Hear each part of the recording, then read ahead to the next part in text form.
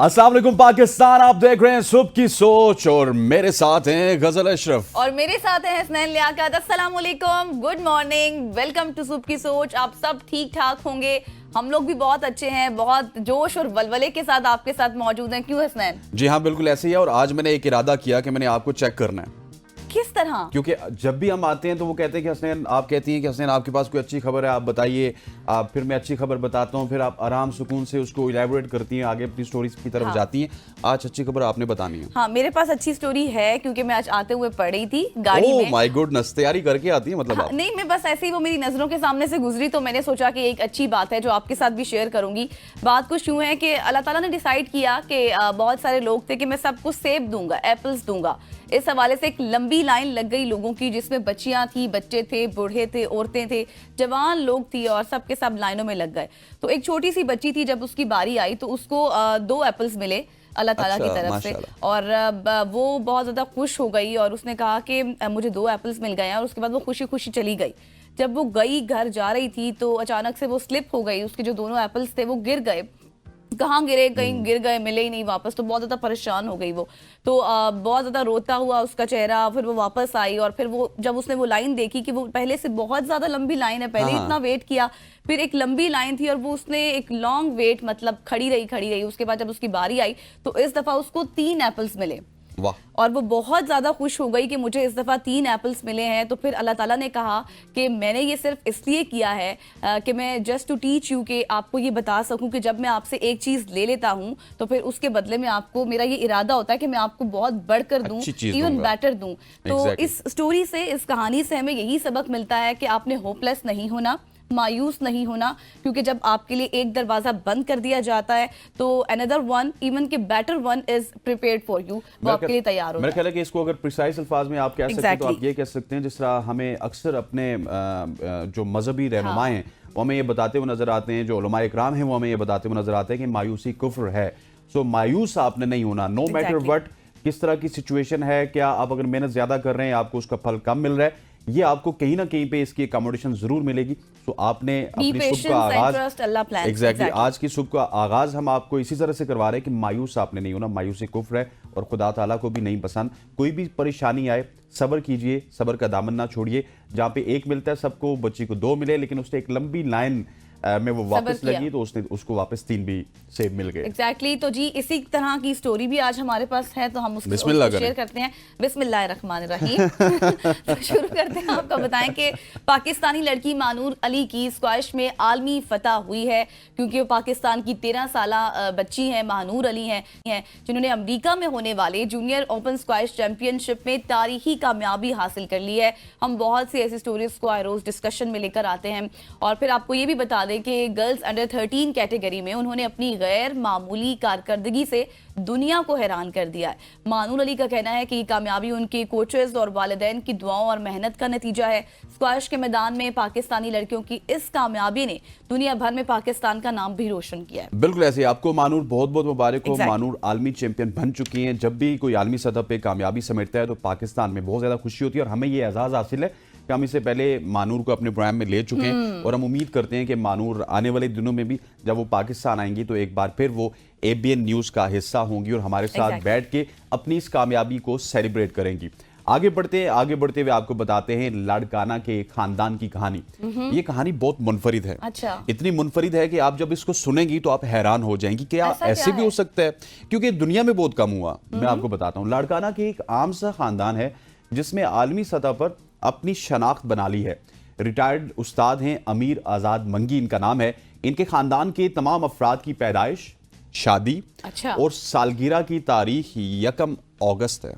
ये कैसे? Can you imagine कि पैदाइश भी 1 अगस्त को, शादी भी 1 अगस्त को, सालगिरह तो वैसे ही 1 अगस्त को होनी है। तो सारी चीजें उन्होंने 1 अगस्त के तहत प्रिपेयर की हैं। और ये हैरानकुन इत्तेफाक ना सिर्फ पाकिस्तान बल्कि दुनिया भर में अपनी नौयत का पहला वाकया है। मंगी साहब ने इस हवाले से जब उनसे पूछा गया तो उन्होंने बताया कि ये तारीख इनकी ज़िंदगी में ख़ास अहमियत रखती थी और उन्होंने इस रवायत को बरकरार रखा। और उनकी इस रवायत को बरकरार रखते हुए Guinness book of world record ने उनके इस मुनफरिद कारनामे को बाकायदा तौर पर तस्लीम कर दिया। लेकिन अनफॉर्चुनेटली, जिस तरह हम अपने प्रोग्राम में जिक्र करते हैं कि पाकिस्तानी हुकूमत की तरफ से अब तक किसी भी किस्म की कोई पजीराई नहीं की गई। अच्छा, चले हमारी तरफ से तो की गई। हाँ, हमने स्टोरी शामिल कर ली। हम यही कहने लगे थे कि अगर आपको ये शिकवा है, ये गिला है, ठीक है, होना चाहिए, बहुत से गिले होते हैं लोगों को हुकूमतों से, लेकिन हम अपने एंड से, अपने प्लेटफॉर्म से आपको बहुत ज़्यादा मुबारकबाद देते हैं, आपके घर वालों को देते हैं, और इसी तरह आप जो है रिकॉर्ड बनाते चले जाएं और Guinness book of world record में अपना नाम दर्ज करवाते जाएं। आगे बढ़ते हैं और आपको एक बहुत जबरदस्त और इंटरेस्टिंग इंफॉर्मेटिव स्टोरी आपके साथ शेयर करने वाली हूं। और ये स्टोरी, जी हाँ, स्टोरी ये है जी मोबाइल फ़ोन्स के हवाले से, क्योंकि मोबाइल फ़ोन्स के बढ़ते हुए इस्तेमाल ना सिर्फ हमारी ज़िंदगियों पर असर डालते हैं, या फिर हम देखते हैं कि सोशल मीडिया का रुझान बहुत ज़्यादा बढ़ चुका है, ज़िंदगियों में इनकलाब बर्पा किया हुआ है, बल्कि इसके जो लवाजमात होते हैं उसकी मांग भी बढ़ती जा रही है। जैसे जैसे आप जो सा फ़ोन इस्तेमाल करते हैं, ज़ाहिर है फिर उसके आप कवर्स के हवाले से देखते हैं कि कौन सा यूनिक कवर है, कौन सा केस है वो मुझे लेना चाहिए, कौन सा नहीं लेना चाहिए। सिर्फ मोबाइल की हिफाजत के लिए नहीं, बल्कि एक फैशन स्टेटमेंट के हवाले से भी इसको इस्तेमाल किया जाता है कि आपके पास जो है एक ऐसा फ़ोन होना चाहिए। अगर आपके पास फॉर एग्जांपल एक बहुत अच्छा फ़ोन है, आईफोन है, आपने लिया है, तो उसके बाद फिर आप ये डिमांड करेंगे कि आपके पास उसका अच्छा कवर भी होना चाहिए। तो इसी तरह मुनफरिद डिज़ाइन, 3D आर्ट और कस्टमाइज प्रिंट से मुज़य्यन ये केसेस नौजवान नस्ल में ख़ास तौर पर मकबूल हैं। अमेज़ॉन जैसे ऑनलाइन प्लेटफॉर्म पर हज़ारों किस्म के डिज़ाइन दस्तयाब हो चुके हैं, जिनमें एनिमी किरदार, कुदरती मनाजिर और यहाँ तक के हाथ से बने डिज़ाइन भी शामिल हैं। पाकिस्तान में भी मकामी कारोबारी अफराद जदीद टेक्नोलॉजी का इस्तेमाल करते हुए इस तख्लीक को, अपने तख्लीकी डिज़ाइन जो है वो मुतारिफ करवा रहे हैं, जो ना सिर्फ सस्ते हैं बल्कि अपनी पायदारी के लिए भी फेमस हैं। मैं आपको अगर सिर्फ एक अपनी एग्जाम्पल दूँ, जब मैंने अपना फ़ोन लिया तो मैंने फेसबुक पर देखा तो ये इस तरह के कवर्स थे, जैसे आप भी इस वक्त देख भी सकते हैं। तो इसके ऊपर कुछ स्ट्रॉबेरीज थी, बटरफ्लाईज थी, तो और भी बहुत से कॉफी बनी हुई थी। तो मैं भी बहुत ज्यादा अट्रैक्ट हुई थी। स्ट्रॉबेरीज पसंद है? मैं भी बहुत ज्यादा अट्रैक्ट हुई थी, क्योंकि इस तरह के जो फोन केसेस हैं वो आजकल बहुत ज्यादा आ रहे हैं। बिल्कुल ऐसे ही। और जिस तरह गजल आपने बताया कि इस तरह के फोन केसेस बहुत ज्यादा आम हैं, लेकिन अगर आपने कोई बड़ा फोन रखा है जिसमें आईफोन की बात की जाए या फिर सैमसंग के लेटेस्ट मॉडल्स की बात की जाए, तो ये केसेस शायद इसी वजह से बहुत महंगे भी हैं। हाँ। अब ये केसेस आपको कोई केस 4000 का मिलेगा, कोई 5000 का मिलेगा नॉर्मली। नॉर्मली अगर छोटे मोबाइल्स की बात की जाए तो वो केसेस आपको वो फोन्स आपको बड़ी आसानी के साथ 20-25 हजार में मिल जाते हैं। लेकिन ये केसेस इसी वजह से महंगे भी हैं कि अब हर शख्स ने अपनी पसंद का केस लेना है। जिस तरह आपने स्ट्रॉबेरी का लिया, किसी को कोई कैट पसंद होगी तो वो कैट वाली शक्ल वाली लेना चाहेगा। इसी तरह से बहुत सारे लोग हैं जो कि यूनिक चीजें ही लेंगे, यूनिक चीजें लेंगे। और हम सिंपल लोग हैं। मेरे पास अभी मोबाइल नहीं है, अपने ऑफिस में पड़ा हुआ, नहीं तो मैं आपको बताता कि कितना सिंपल है मेरा कवर, क्योंकि यूनिक लोग मेरे पास बैठे हुए हैं तो ये यूनिक ही लेंगे। आगे बढ़ते हैं एआई के हवाले से हम बहुत ज्यादा बात करते हैं। एआई के हवाले से हम सेगमेंट्स भी करते हैं और आपको ये आगाह करते हैं कि एआई हमारी जिंदगियों में कितनी ज्यादा इंपॉर्टेंट है। अब आर्टिफिशियल इंटेलिजेंस से लैस एक जदीद कैमरा मुतारिफ करवाया गया जो कि सेहत का मुहाफिज है। कैन यू इमेजिन कि एक ऐसा कैमरा जो कि आपकी सेहत का ख्याल रखेगा। अच्छा। एग्जैक्टली।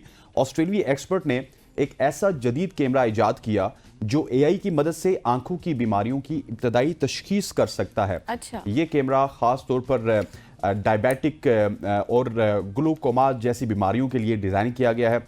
और ये अगर इसकी बात की जाए तो मरीज़ की आंख की जो रेटिना स्कैन की जाती है और चंद लम्हों में एआई और इसकी बीमारियों की तशखीस की जाती है, इसकी नोयत को जाना जाता है और उस टेक्नोलॉजी को सेहत के मैदान में एक इनकलाबी कदम करार दिया जा रहा है और जल्दी ये दुनिया भर में इस्तेमाल के लिए दस्तयाब भी होगा। अच्छा, ये जो रेटिना डायबिटिक के हवाले से आप बात कर रहे थे ना, तो इसका जो लिंक होता है ना, ये हमारी आंख के पीछे एक बहुत ही जो है वो पतला सा आप कह लें कि एक टिश्यू होता है जिसका डायरेक्ट लिंक होता है आपके दिमाग के साथ। तो ये जो अब एआई कैमरा, जिस तरह से हसनैन ने आपको बताया कि इतनी सलाहियत है उसमें, तो ये अब क्या करेगा कि स्कैन के जरिए जो है वो चीज़ें आपकी आंख से सारे स्कैन की जाएंगी, फिर उसके बाद आपकी जो बीमारी होगी जो भी, उस तक जल्द से जल्द उसकी फरहमी मुमकिन होगी, क्योंकि रेटिना आपको पता है कि जिस तरह मैंने आपको बताया दिमाग से उसका लिंक होता है, तो बहुत जो वहां से अपना सिग्नल्स लेती हैं। एग्जैक्टली ऐसे ही है। तो ये एआई कैमरा, क्योंकि हमने बहुत सारी बात की एआई बोर्ड्स के हवाले से, एआई टीचर्स के हवाले से, डॉक्टर्स के हवाले से, तो अब जो है वो टेक्नोलॉजी का इस्तेमाल करके अब इस तरह से कैमरा भी मुतारिफ करवा दिया गया है जिसकी बहुत ज्यादा फायदे होने वाले हैं। जिस तरह आपकी गाड़ी की बैटरी है उसके लिए भी काफी ज्यादा वायरिंग का इस्तेमाल होता है, इलेक्ट्रिकल चीजें इस्तेमाल होती है। तो इसी तरह से ये हमारी जो आंख है इसकी भी कुछ बैटरीज होती हैं, वो तमाम तर चीज़ें आपके दिमाग के साथ कहीं ना कहीं से लिंक होती हैं। क्योंकि आपको पता है कि आईज के इश्यूज जो है, डिजीजेस कितनी ज़्यादा स्वेयर होती हैं। खैर देखते हैं कि अब आगे आने वाले दिनों में इसके क्या हमें इम्पैक्ट्स नज़र आते हैं। आगे बढ़ते हैं। वैसे आपको किताबें पढ़ने का शौक है? हाँ, किसी ज़माने में था, अब सारी किताबें आपको गूगल में मिल जाती हैं। अच्छा, वैसे अगर आपको है और था भी तो डिलाइट टू हियर दिस, क्योंकि मुझे अफसोस से कहना पड़ा है कि अब इस तरह का रुझान जो है वो बहुत ज़्यादा कम हो गया है, चाहे वो नौजवान नस्ल हो या फिर मतलब बहुत से कम, आप ये कहें कि 10% लोग हैं जो किताबें पढ़ते हैं। लेकिन आज मैं आपको एक ऐसी किताब के बारे में खबर देने वाली हूँ जो कि दुनिया की नामुकम्मल पढ़ी जाने वाली है, लेकिन उसके सफ़े सिर्फ 10 ही हैं। आप ये इमेजिन करें कि नामुकम्मल पढ़ी जाने वाली किताब है और सिर्फ 10 सफ़े हैं, तो लोग उसको क्यों नहीं पढ़ते? इसकी वजह मैं आपको बताती हूँ। क्योंकि फ्रांसीसी मुसन्निफ हैं, रेमांड क्वाइनो की तख्लीक करदा किताब है सेंट मिली मियार्ड्स पोइम्स, जिसको अदबी दुनिया का अनमोल ख़जाना भी कहा जाता है। और सिर्फ 10 सफ़ात पर मुश्तमिल ये किताब बज़ाहिर मुख्तसर सी लगती है कि सिर्फ 10 पेजेस होंगे, हम पढ़ लेंगे, लेकिन असल में हकीकत इसकी ये है कि इस किताब में 100 ट्रिलियन नज़में पोशीदा हैं और हर सफ़े पर मुख्तलिफ मिसरे लिखे गए हैं और इन सफ़ात को मुख्तलिफ तरतीब में जोड़ने से जो नई नज़में हैं तख्लीक होती हैं। ज़ाहिरा अगर आप एक मिसरा एक साइड से लेंगे, फिर उसको जोड़ने में फिर आपको और बनाने पड़ेंगे, तो ऐसे करते करते इस तरह से इसके 10 सफ़े हैं। माहिरीन का ये कहना है कि अगर एक नज़म को मुकम्मल पढ़ने में 1 मिनट लगे तो पूरी किताब पढ़ने के लिए लाखों साल दरकार होंगे। ये किताब आज भी पेरिस की एक लाइब्रेरी में मौजूद है और अदब के शायकीन के लिए हैरत और तहकीक का बाइस है। वाह, लाखों साल में एक किताब, क्या बात है। और हमारे यहाँ होता ये है कि हम अक्सर अगर किताब पढ़ने की कोशिश करें तो पहले जो 5-10 मिनट होते हैं हम बड़ी एनर्जी के साथ किताब पढ़ते हैं, लेकिन उसके बाद आज भी अगर आप किताब खोलेंगे, मैं अपना जाती एक्सपीरियंस बता रहा हूँ, आपको उसके बाद नींद आ जाएगी। नींद आ जाती है। अगर जो लोग ये बहुत ज़्यादा टैबलेट्स वगैरह लेते हैं कि हमें नींद नहीं आती, हम टैबलेट्स लेंगे उसके बाद नींद आएगी, तो मैं आपको एक सबसे बड़ी टैबलेट बता देता हूँ। अगर आप किताबों का शौक रखते हैं तो थोड़ा बहुत और इस शौक को बढ़ाइए, और जितना ज़्यादा आप बुक रीडिंग की तरफ जाएंगे तो शुरू में आपको नींद जरूर आएगी और वो जो आपकी नींद की हैबिट है उसको वो ठीक भी करेगी। अच्छा जी, अगली स्टोरी के हवाले से बताते हैं। किताबों से मैं जिक्र करूंगा अंडे का। अच्छा, आजकल सर्दियां हैं, आजकल सर्दियां हैं ना, तो मुझे एकदम केयर की भी जरूरत पड़ती है कि किस तरह से अपनी केयर की जाए, अपने साथ वालों की केयर की जाए, आवाम की केयर की जाए। एक जुमला तो आपने सुना होगा, गरम अंडे। अच्छा, जोक्स अपार्ट, अंडू के हवाले से एक बड़ी जबरदस्त खबर है। गोल अंडे की एक हैरत अंगेज नीलामी हुई है। मैं बात करूं बर्तानिया की, जिसमें एक गैर मामूली अंडा नीलाम हुआ है। Can you imagine? एक अंडे की नीलामी हुई है। और हमारे यहाँ अगर इस तरह का अंडा होता ना, उसको हम अलमारी के ऊपर रख देते हैं कि ये गोल अंडा है, पता नहीं ये क्यों हुआ है, और ये हमारे लिए, हमारे खानदान के लिए, हमारे बच्चों के लिए कोई खुशकिस्मती की इलामत है, इस वजह से हमने उसको रख दिया। लेकिन गोरे ऐसा नहीं करते। ये आम अंडू की तरह जो उसकी शक्ल होती है उस तरह का नहीं है, बल्कि ये मुकम्मल तौर पर गोल अंडा है। और इस अंडे को एक किसान ने दरियाफ्त किया और फलाई तंजीम के हवाले कर दिया, जिसने उसकी नीलामी से 200 पाउंड हासिल किए। अच्छा, फलाई तंजीम को हवाले किया और फिर उससे भी नीलाम करके 200 पाउंड हासिल। एक अंडा 200 पाउंड का। यानी कि पाकिस्तानी कितने बने? ये पाकिस्तान के बन गए तो तकरीबन कोई 60-70 हज़ार रुपया, 70 हज़ार रुपए बन गए। तो अब देखिए कि एक अंडा जो कि गोल अंडा है, उसको पहले फिलाही इदारे को दिया गया और फिर उसने उसकी नीलामी की, और फिर आप इमेजिन करें कि एक अंडा अगर पाकिस्तान में इसको लाया जाए तो फिर क्या होगा। बिल्कुल ऐसे। और जिसकी रकम अगर फलाई इदारे की बात की जाए उसको दी गई, फिर नौजवानों की ज़हनी और दिमागी सेहत पर खर्च की जाएगी ये रकम। अच्छा, ठीक है, नौजवानों की सेहत के ऊपर खर्च होगी। माहिरीन के मुताबिक गोल अंडे का बनाना एक कुदरती अमल की नायाब मिसाल है। तो जी, इसके बारे में ये भी कहा जाता है कि ये मिलियंस में से एक अंडा है, यानी कि 1 egg out of millions of egg. तो जिस तरह से हसनैन ने पूरी इसकी कहानी बताई, एक तरफ 9,99,999 अंडे हैं, एक तरफ ये अंडा, एक तरफ ये है, और इसी वजह से ये 70 हज़ार रुपए का। एग्जैक्टली। तो फिर उसकी कीमत बनती भी है। आगे बढ़ते हैं और आगे आपको एक स्टोरी बताते हैं जो कि वैसे हम जब भी जिक्र करते हैं गज़ा के हवाले से, फ़लस्तीन के हवाले से, तो हमारे दिल दहल जाते हैं।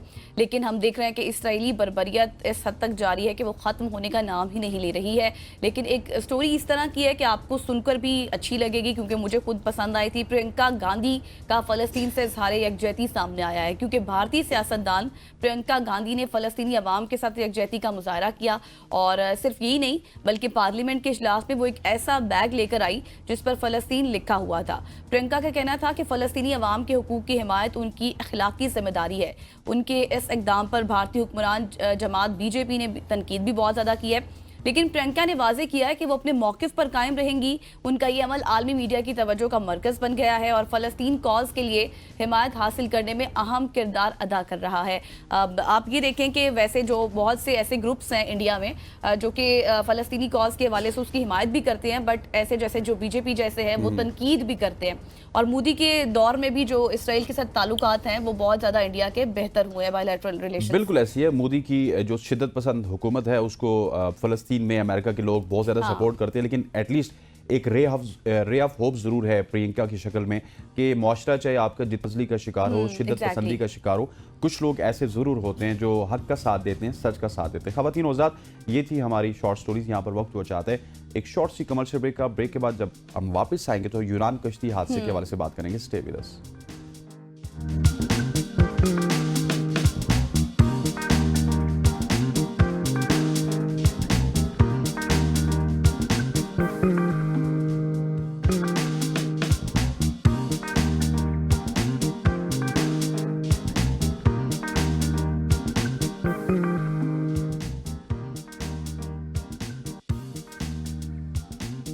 Welcome back after the break. और ब्रेक से पहले जैसे हमने आपको कहा था कि अब हम बात करेंगे यूनान कश्ती हादसे के हवाले से, क्योंकि यूनान में कश्ती हादसे के बाद कोस्ट गार्ड्स ने 72 घंटे के तवील सर्च ऑपरेशन जो रेस्क्यू ऑपरेशन था उसको बंद करने का ऐलान कर दिया है। और इस अफसोसनाक वाक़े में अब तक सिर्फ 7 लाशें निकाली गई हैं, जिनमें से 5 का ताल्लुक पाकिस्तान से बताया जा रहा है। और हादसे के दौरान 47 पाकिस्तानी जिंदा बचा लिए गए थे, लेकिन 40 से ज़ायद पाकिस्तानी अफराद अब भी लापता हैं, जिन्हें यूनानी हुकाम ने मुर्दा भी तस्वुर कर लिया है। और आपको याद हो कि गुज़श्ता साल भी ऐसे हादसे में 290 पाकिस्तानी जान की बाजी हार चुके थे।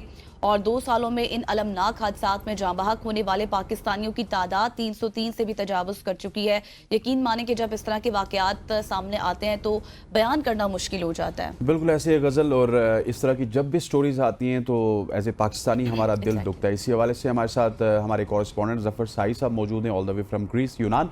जफ़र साहब, इससे पहले कि हम इस वाक़े के ऊपर रेस्क्यू ऑपरेशन जिस तरह गज़ल बता रही हैं उसको बंद कर दिया गया, इसकी क्या रीजंस हैं? रेस्क्यू ऑपरेशन क्यों 72 घंटे बाद बंद कर दिया गया? जी, सबसे पहले तो आपका शुक्रिया। और दूसरा अभी आते हैं रेस्क्यू ऑपरेशन की तरफ, तो इंटरनेशनल कानून के तहत जो है कोई भी किसी भी जगह अगर कोई हादसा होता है तो 72 घंटे के बाद उस रेस्क्यू ऑपरेशन को जो है वो इस कानून के तहत जो है वो बंद किया जाता है। तो इस इलाके में भी तकरीबन 72 घंटे जो है ये रेस्क्यू ऑपरेशन जो है वो जारी रहा है। और इस रेस्क्यू ऑपरेशन में जिस तरह पहले भी आपने बताया कि 7 डेड बॉडीज जो है उनको जो है वो रेस्क्यू किया गया, जिनमें 5 डेड बॉडीज जो है वो पाकिस्तानियों की शिनाख्त हुई है। और अभी तक जो 2 डेड बॉडीज है उनका जो है वो प्रोसीजर जो है वो जारी है, डीएनए उनका वगैरह होगा, उसके बाद पता चलेगा कि ये डेड बॉडीज जो है ये किनकी हैं। तो इस रेस्क्यू ऑपरेशन में जो कि जिस तरह पहले तकरीबन 72 घंटे एक हेलीकॉप्टर समेत मुख्तलिफ छोटी बोट्स जो है उन्होंने इसमें जो है वो हिस्सा लिया। लेकिन जिस इलाके में ये जो है हादसा हुआ है, क्योंकि इस पिछले 2 दिनों में जो बचने वाले पाकिस्तानी हैं इस हादसे में जिनको जिंदा जो है वो रेस्क्यू किया, उनसे हमारी मुलाकात हुई है। तो उन पाकिस्तानियों ने भी इस बात की जो है वो तस्दीक की है कि जिस जगह ये हादसा हुआ है वहां उस वक्त इंतहाई शदीद मौसम जो है वो खराब था और तेज हवाएं जो है वो चल रही थी। और ये तो उन्होंने कंफर्म कर दिया था कि जब ये कश्ती जो है वो डूबी थी जिसमें तकरीबन 80 के करीब पाकिस्तानी सवार थे, तो उन्होंने कहा कि वहां हमारा तकरीबन 2 घंटे जब हमको रेस्क्यू किया गया तो हमने अपनी आंखों से देखा कि किसी के बचने के चांसेस जो है वो नहीं बचे थे, लेकिन इसके बावजूद जो है वो रेस्क्यू ऑपरेशन जो है जारी रहा। और अच्छा जफर, बताइएगा, अब ये आप रेस्क्यू ऑपरेशन के हवाले से बता रहे हैं कि 72 घंटे गुजर चुके हैं और उसको बंद करने का कह दिया गया है। जो गवर्नमेंट ऑफ पाकिस्तान की जानिब से जो रिलीफ डेस्क कायम किया गया था उस रिलेटेड क्या इन्फॉर्मेशन है आपके पास? जी, उसके मुताबिक कल ये खबर जो है जो रिपोर्ट्स यहाँ से भेजी गई हैं उसके मुताबिक ये बताया गया कि 40 से ज्यादा पाकिस्तानी थे जो कि मिसिंग थे, जिनका डेटा जो है वो एथन में जो पाकिस्तानी सफारत खाना है उसके पास जमा हुआ था। तो उन पाकिस्तानियों को जो है वो डेड करार जो है वो दिया गया है। और लेकिन साथ में ये भी आपको बताता चलूं कि ये जो पाकिस्तानी है जिनको जिंदा रेस्क्यू किया गया, उनके मुताबिक वो पाकिस्तानियों की तादाद जो है वो ज्यादा बता रहे हैं, क्योंकि उनके मुताबिक ये 3 कश्तियां थी जिनको हादसा जो पेश आया है, जिसमें एक में 80 पाकिस्तानी वो सवार थे और उसमें 37 पाकिस्तानी जो है उनको जिंदा रेस्क्यू किया गया। अच्छा, एक कश्ती ये भी जी जी बताइएगा साथ के जिस तरह आपने जिक्र किया कि रेस्क्यू किया गया, तो रेस्क्यू करने वाले पाकिस्तानी उनकी एग्जैक्टली मौजूदा हालत क्या है? क्या उनकी केयर की जा रही है और उनको डेफिनेटली कहीं ना कहीं पे डिपोर्ट भी किया जाएगा? जी सबसे पहले तो ये जो पाकिस्तानी थे, क्योंकि जो ये जजीरा है गादोस, यहाँ से एथन से अगर बाई फेरी आप जाते हैं तो तकरीबन ये 10 से 12 घंटे की मुसाफत पे है। तो उन पाकिस्तानियों को एक दिन वहां जो है उनका जो प्रोसीजर है वो मुकम्मल करने के बाद उनको जो दारुल तो हुकूमत ये इनकी एथन है। डॉक्यूमेंटेशन में कितना वक्त लग जाएगा, क्योंकि 72 घंटे ऑपरेशन भी रहा है, तो फिर अब ये सूरत हाल, तो कितना वक्त लग सकता है इनकी तमाम तर डॉक्यूमेंटेशन मुकम्मल होने में? जी इनकी मुकम्मल हो चुकी है। इन तमाम पाकिस्तानियों ने यहाँ जो है वो पनाह के लिए दरख्वास्त जो है वो दे दी है, सही इसीलिए से। इनको एक कैंप में जो है वो मुंतकिल कर दिया गया। इन तमाम पाकिस्तानियों ने ये जो जिंदा पाकिस्तानी रेस्क्यू, इनमें एक मैं बताता चलूं कि 46 पाकिस्तानियों को मालाकासा के करीब जो कैंप है उसमें मुंतकिल किया गया, और एक पाकिस्तानी की हालत जो है वो सीरियस है। वो इस वक्त भी जो खानिया शहर है वहां के एक मकामी हॉस्पिटल में वो जेर इलाज है और उसकी हालत जो है वो अच्छी नहीं बताई जा रही। और जिन पाकिस्तानियों को यहाँ मालाकासा के अंदर जो मुंतकिल किया गया, इनमें भी 3 बुजुर्ग पाकिस्तानी है जो कि मामूली जख्मी है, जबकि इन पाकिस्तानियों में से 18 जो है वो कम उम्र बच्चे हैं जिनकी उम्रें जो है वो तकरीबन 12 से लेकर 15 साल के दरमियान है। अलार्मिंग अल्लाह, सिचुएशन 12 से है। लेके 15 साल के लोग इस तरह से डंकी बजा के वहाँ पे पहुँचे हैं और डंकी लगा के वहाँ पे पहुँचे हैं। जफर साहब, मुझे ये बताइएगा कि जिस तरह आपने असाइलम की बात की, एक तो असाइलम की पॉलिसीज़ के हवाले से बताइएगा, क्या सबको असाइलम मिल जाएगा? सेकेंडली, जो लोग अभी तक डेड करार दिए गए उनके हवाले से क्या अपडेट है? क्या पाकिस्तानी हुकूमत यूनान की हुकूमत के साथ राब्ते में है? उनको बचाने के लिए रेस्क्यू ऑपरेशन को वापस स्टार्ट किया जा सकता है?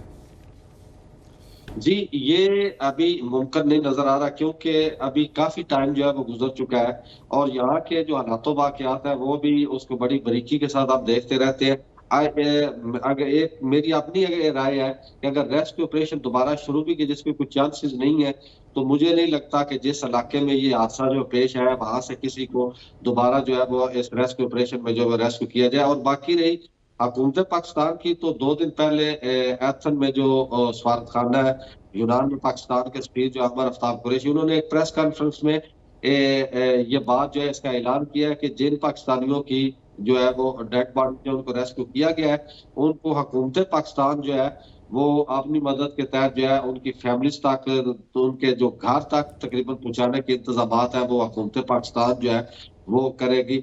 लेकिन अगर रेस्क्यू ऑपरेशन की तरफ, तो मुझे नहीं लगता कि अगर दोबारा रेस्क्यू ऑपरेशन जो है उसके चांसेस हो या उसको दोबारा अगर शुरू किया जाए तो किसी के वहां पे मिलने के या किसी को बचाने के चांसेस जो है वो मेरा ख्याल ना होने के बराबर है। अच्छा जफर, ये बताएं कि जैसे हमने स्टार्ट में भी कहा था कि इससे पहले भी एक और वाकया हुआ था, ये इसी तरह सेम सिचुएशन थी और काफ़ी ज़्यादा पाकिस्तानियों की जो तादाद थी वो शहीद हो गए थे।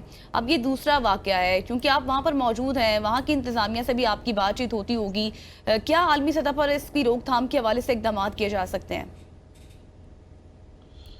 जी ये बिल्कुल, ये 14 जून और ये दिसंबर का महीना, इसमें कुछ ज्यादा गैप जो है वो नहीं। पर अभी जिस तरह आपने पहले बताया कि जून में भी तकरीबन 300 के लगभग जो पाकिस्तानी हैं वो बिल्कुल सेम इसी तरह वो भी हादसा हुआ कि ओवरलोडिंग हुई।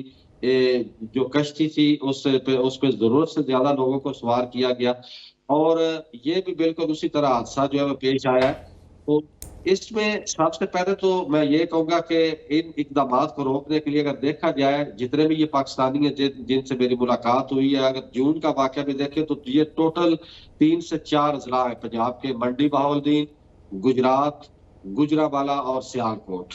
इन अजला से ये तमाम पाकिस्तानी जो है ये ट्रैवल करते हैं और इसके अलावा बाकी कोई इलाका शामिल है। तो अगर इनको रोकना हो तो सबसे पहले तो ये जो इलाके हैं वहां कोई खुसूसी फोर्स जो है उसको तैयार करना चाहिए, जो वहां का जो एजेंट माफिया है खुसूसन इसमें FIA को अपना किरदार अदा करना चाहिए, क्योंकि अभी भी जितने ये पाकिस्तानी हैं, इनमें से 90% ऐसे पाकिस्तानी हैं जिन्होंने कराची एयरपोर्ट से ट्रैवल किया है। तो आप खुद अंदाजा लगा लें कि 12 से 13 साल के जो बच्चे हैं, किस तरह उनके पासपोर्ट जो है उनको जारी हुए, किस तरह उन्होंने लीबिया का वीजा जो है वो हासिल किया, तो वो यहाँ पहुंचे। सबसे पहले तो जो वालिदैन है उनको ये जो चाहिए, उनको ये गाइड करने की जरूरत है कि वो किस तरह अपने इन कम उम्र छोटे बच्चे जिनके अभी बिल्कुल स्टडी के दिन उनको वो इजाजत दे देते हैं और वो इस गैर कानूनी और इस जानलेवा सफर पे वो ना डरते हुए भी जो है वो तैयार हो जाते हैं कि उन्होंने सफर करना है। तो वो तो बच्चे हैं, लेकिन उनके जो वालिदैन है उनको गाइड किया जा सकता है, उनको समझाया जा सकता है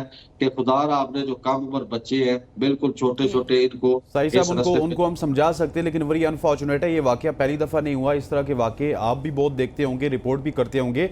ये जो एजेंट माफिया है, मेरा ख्याल है कि इसको कहीं ना कहीं पे हमारे जो इख्तियारात जिन लोगों के पास है उनकी भी सपोर्ट हासिल है। एजेंट माफिया नहीं पकड़ा जाता, जो स्मगलिंग करते हैं लोग वो नहीं पकड़े जाते। जब तक वो नहीं पकड़े जाएंगे तो ये काम नहीं रुक सकता। जी जी बिल्कुल, आपने दुरुस्त फरमाया। मैंने इन चंद अजला का आपके सामने जिक्र किया है, और ये भी नहीं है कि ये जो एजेंट माफिया वहां बैठे हुए इनका किसी को पता नहीं है। जितने भी वहाँ बड़ा मुनज़्ज़म ये भी गिरोह है वहाँ के, खुसूसन इसमें जो सियासी हमारे रहनुमा है उनके ये बड़े करीब है। उनकी इलेक्शन कैंपेन हो, कोई भी हो, ये लोग उनके, क्योंकि ये ब्लैक में बेतहाशा पैसा कमाते हैं, तो उन पे ये पैसा खर्च किया जाता है। जिस तरह अभी ये हादसा हुआ है, जून में ये हादसा हुआ, वक्ती तौर पे जो है कुछ लोगों को गिरफ्तार किया गया, उन लोगों ने दोबारा पैसा लगाया, वो बाहर आ गए, और सेम इसी तरह ये भी दोबारा वाकया। कब तक इस किस्म के वाकयात जो है वो हम देखते रहेंगे? हमारे जो बच्चे हैं, हमारा जो पाकिस्तान का मुस्तकबिल है, उनको हम इस तरह बर्बादते रहेंगे। तो इन लोगों के खिलाफ जो है वो घेरा तंग करना चाहिए। ये जो लोग हैं, मेरा ख्याल है किसी जिस इलाके में है कोई ऐसा है, क्योंकि इनको बड़ी वहां इज्जत और रिस्पेक्ट से देखा जाता है कि ये जनाब हमारे मुश्किल वक्त में बड़े काम आते हैं, तो इनको पकड़ना कोई मुश्किल काम नहीं है, ना ही क्यों नामुमकिन है कि आप इनको पकड़ नहीं सकते। ठीक, thank you so much. Zafar Shahi हमारे साथ मौजूद थे, यूनान कश्ती हवाले से मुतल्लिक दे रहे थे। इस वक्त दर्जनों पाकिस्तानी लापता भी हैं और वहाँ की इंतजामिया they are trying to trace, लेकिन इस तरह के वाकयात जो है वो बढ़ते जा रहे हैं। हसनैन बिल्कुल ऐसे यहाँ पर वक्त हुआ चाहते हैं एक शॉर्ट सी कमर्शियल ब्रेक का। ब्रेक के बाद वापस आएंगे, मुल्क की सियासत के हवाले से बात करेंगे। स्टे विद अस।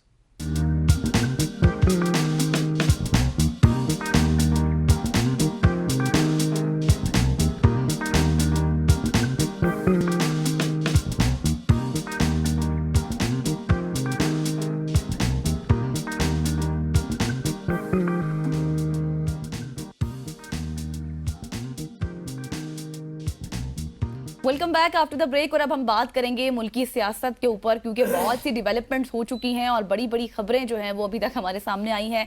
सबसे पहली जो आज हम अपनी डिस्कशन का हिस्सा बनाएंगे वो है चीफ जस्टिस याहिया अफरीदी ने जुल्फिकार अली भुट्टो केस में ट्रायल कोर्ट और अपीलेट अदालत की जानिब से शफाफ ट्रायल ना होने का जिक्र करते हुए माजी के अदालती दबाव को कौम के लिए अफसोसनाक बाब करार दिया है। और सुप्रीम कोर्ट ने फौजी अदालतों को 85 मुल्जिमान के फैसले सुनाने की इजाजत भी दे दी है।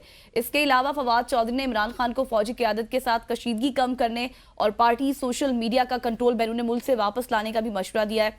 जबकि अगर मुज़ाकरात के हवाले से बात करें तो यार सादिक साहब ने आप ये कहें कि एक ब्रिज का किरदार अदा किया। उन्होंने कहा है कि जब तक मैं हूँ मेरे दरवाजे खुले हैं, अपोजिशन के लिए भी हुकूमत के लिए भी, आए बैठें बातचीत करें।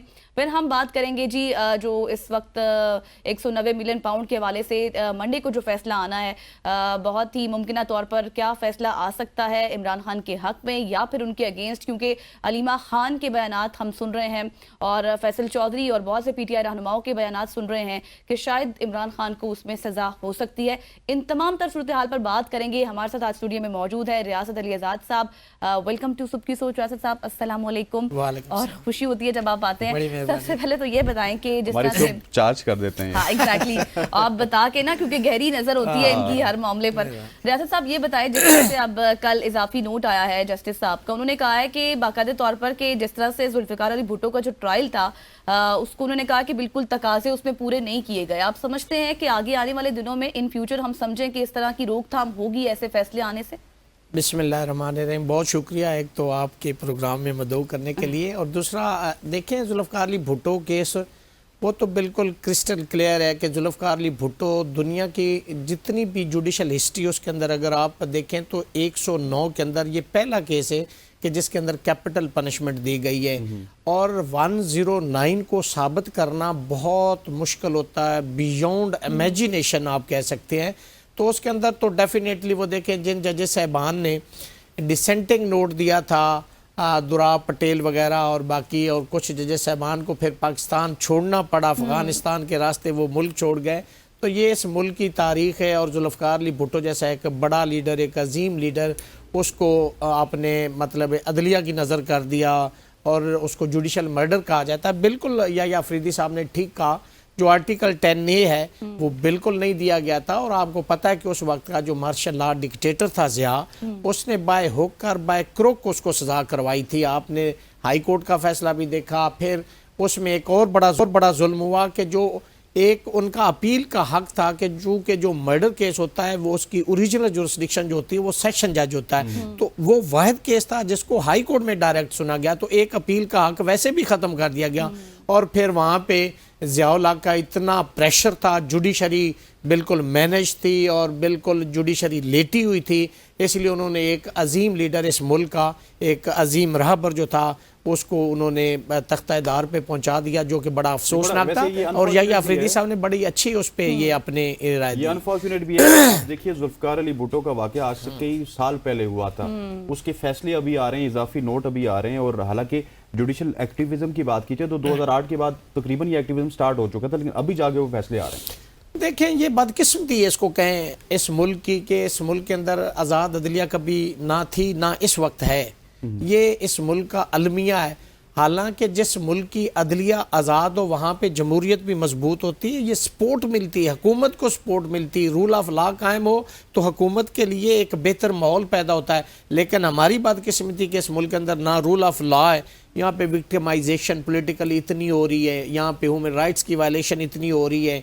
तो मैं समझता हूँ कि ये इसलिए हो रही है कि इस मुल्क के अंदर आज़ाद अदलिया नहीं। आज़ाद अदलिया हो और हुकूमत को और जो वायलेशन करते हैं उनको ये थ्रेट होता है कि हमारे खिलाफ कार्रवाई हो सकती। तो जब अदलिया को आपने मतलब वो कर लिया हो कि बिल्कुल कर दिया, मतलब मैं समझता हूँ कि लिटा लिया गया आपने अदलिया के अंदर, वो जो उसका अख्तियार था बस अब एक शोशा की अदलिया रह गई है, बाकी अदलिया प्रैक्टिकली एग्जिस्ट नहीं करती। अदलिया की आज़ादी के हवाले से बात कर दी है, तो अदलिया की आज़ादी हो या फिर जजेस के सियासी लिंक्स हो, हमने देखा आज तक हमें बात सुनाई दे रही है। कल भी अलीमा साहिबा ने कहा कि काजी फायजीज़ा का नाम तो इस तरह के केसेस में आज तक याद रखा जाएगा। आप क्या समझते हैं अदलिया की आज़ादी के हवाले से और जजेस के जो सियासी लिंक्स है उनको देखते हुए फिर गैर जानिबदारी पर किस तरह से फैसले किए जा सकते हैं, क्या इकदाम होने चाहिए? देखिए, फायजीज़ा साहब ने जब फैज़ाबाद धरना केस दिया था तो हमने समझा कि ये एक बहुत बड़े ज्यूरिस्ट आ गए हैं और पाकिस्तान की जुडिशल हिस्ट्री को चेंज कर देंगे। लेकिन बाद में जब हमने उनको प्रैक्टिकली चीफ बना देखा और फिर जो कुछ उन्होंने किया है, अब चूंकि वो चलेंगे, वो इक़्तिदार में नहीं रहे, तो मुझे अच्छा नहीं लगता। लेकिन एक जुमला ज़रूर कहूँगा कि उनके तमाम इक़दामात में मुझे एक दूसरा जस्टिस मुनीर नज़र आया। लेकिन वो सर, मैं आपको एक बात बताऊँ कि कहीं ना कहीं पे कोई ना कोई शख्स आपको कंप्रोमाइज नजर आता है। अब आपके जुडिशियल सिस्टम में एक गवर्नमेंट में शायद वो कंप्रोमाइज नहीं नजर आता, दूसरी में आ जाता है। सर आगे बढ़ते हैं। लेकिन एक चीज मैं बताऊं असनैन, जो जज मैनेज हो जाता है या सियासी तौर पे वो फैसले करता है, मैं उसको जज नहीं मानता। जज का क्या काम है कि वो इन्फ्लुएंस हो जाए। जज का काम है आइन और कानून और अपने ईमान और ज़मीर के मुताबिक फैसले करे। बाहर क़यामत आती आ जाए, जज वो होता है, आज़ाद मानशे वो जज होता है। अगर जजेस नहीं मैनेज होना है तो फिर इस मुल्क के लोगों का, आवाम का, गरीब लोगों का, मजलूमों का कोई पुरसा नहीं। साहब, अब थोड़ा सा 190 मिलियन पाउंड के हवाले से बात कर लेते हैं, उसका फैसला भी आने वाला है। ये केस किस तरफ जाते हुए देख रहे हैं आप? देखें, जो अगर तारीख देखें ना तो इमरान खान को किसी ट्रायल कोर्ट ने बरी नहीं किया, तो उसको अगर सामने रखते हो तो मुझे अंदेशा यही है कि इमरान खान को ये सजा कर देंगे। कर देंगे क्योंकि मेरी प्रियम्प्ट करना मुनासिब नहीं लगता, लेकिन ये मेरी एक बीइंग स्टूडेंट ऑफ लॉ, जो जिस तरह का इस वक्त चल रही है, उस तरह जिस तरह उनके ट्रायल हो रहे हैं, जिस तरह केसेस बन रहे हैं और जिस तरह अदालतों में उनके खिलाफ फैसले आ रहे हैं, यही है कि वो जो साबका हिस्ट्री है उसको कायम रखा जाए। क्योंकि खान साहब ने खुद भी बहुत सी मीटिंग्स में जब सहाफियों के साथ की, लॉयर्स के साथ की, तो उन्होंने कहा कि भाई मुझे शायद किस समय सजा हो जाए। कल उनकी अपनी बहन ने भी इस बात की तस्दीक कर दी, फिर फैसल चौधरी भी कई बार कह चुके हैं।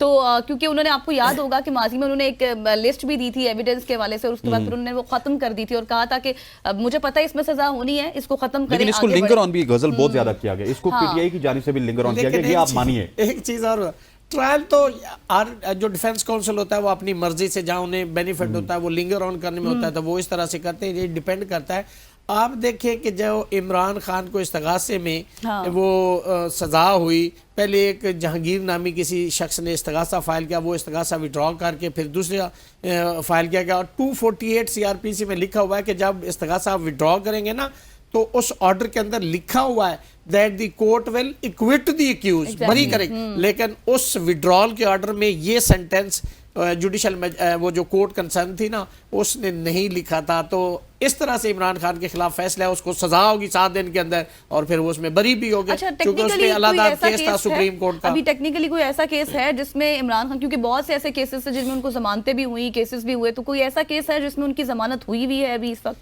ऑलमोस्ट सारे केसेस में उनकी जमानतें हो गई हैं, और बास केसेस में वो बरी हो गए। लेकिन ये जो 26 नवंबर के बाद और FIRs हुई हैं, उनकी मुझे तफसील मालूम नहीं। और 26 नवंबर के बाद की तरफ ही हम जाना चाहते हैं। आखिर में आपसे पूछूंगा, फैज हमीद साहब की चार्जशीट के बाद खान साहब बहुत ज्यादा खदशात का इजहार कर रहे हैं, सो क्या होते हुए आपको नजर आ रहा है? क्या अल्टीमेटली, क्योंकि आप भी कानून जानते हैं, खान साहब को कहीं ना कहीं धकेल के मिलिट्री कोर्ट की तरफ लेके जाया जाएगा? देखिए, इस पे हसनैन 2024 सुप्रीम कोर्ट एक जजमेंट है जिसमें जवाद एस ख्वाजा साहब वो पिटिशनर थे, और उन्होंने आर्मी एक्ट 1952 का सेक्शन 21D उसको चैलेंज किया, जिसको उन्होंने कहा कि ये अल्ट्रा वायरिस है two words chapter number 1 article 8 से 28 जो दिए गए, उनमें बहुत सारे आर्टिकल हैं जिससे वो मुतसादम है, और सुप्रीम कोर्ट ऑफ पाकिस्तान ने उस पर होल्ड किया कि वाकई ही ये अल्ट्रा वायरिस है और सिविलियन का ट्रायल आर्मी कोर्ट में नहीं हो सकता। लेकिन वो जजमेंट अब चूंकि सुप्रीम कोर्ट में असेल पेंडिंग है रिव्यू में, और उसका ऑपरेशन सस्पेंड है, तो अभी देखते हैं कि उसका फैसला क्या आता है। लेकिन मेरी बीइंग स्टूडेंट ऑफ लॉ, मैं समझता हूँ कि सिविलियन का ट्रायल आर्मी कोर्ट में नहीं हो सकता। अच्छा, सही, सिविलियंस का ट्रायल जो है वो आर्मी कोर्ट में नहीं हो सकता है। बहुत शुक्रिया, हमारे साथ मौजूद थे रियासत अली आज़ाद साहब के कानूनी मामलात पर गुफ्तगू कर रहे थे। मुमकिन तौर पर इमरान खान साहब को सजा हो सकती है, नहीं हो सकती, लेकिन इस वक्त खदशात ये हैं कि शायद हो जाए, क्योंकि खुद उनके पार्टी के रहनुमा और वो खुद भी ये चीज़ क्लेम कर रहे हैं कि उनको सजा हो जाएगी। बिल्कुल ऐसी है। और ये थी मुल्की सियासत के ऊपर गपशप जो कि हमने रियासत अली आज़ाद साहब से किया। और रियासत अली आज़ाद साहब जब भी आते हैं तो सुबह सुबह आपको ऐसी वाइब मिलती है, पॉजिटिव वाइब मिलती है, एनर्जी आपकी डबल हो जाती है, बहुत कुछ पता चल जाता है। एग्जैक्टली। अब रियासत साहब तो आ चुके हैं, इसके बाद हमारे साथ एक और बड़ी आम शख्सियत मौजूद होंगे जिनके साथ हम क्रिकेट के हवाले से बात करेंगे। क्रिकेट भी आज पाकिस्तान ने अपना दूसरा मैच खेलना है साउथ अफ्रीका के खिलाफ। पहला मैच हम जीत चुके, पाकिस्तान की उम्मीदें इस वक्त आसमानों को छू रही हैं। अब देखते हैं कि उन उम्मीदों पे पाकिस्तान क्रिकेट टीम पूरा उतरती है और साउथ अफ्रीका को ODI सीरीज में, जो कि पाकिस्तान के कप्तान के बकौल उनकी प्रायोरिटी है, उसमें शिकस्त देती है नहीं। यहां पर वक्त हुआ चाहता है एक शॉर्ट सी कमर्शियल ब्रेक का। ब्रेक लेते हैं, वापस आते हैं, स्टे विद अस।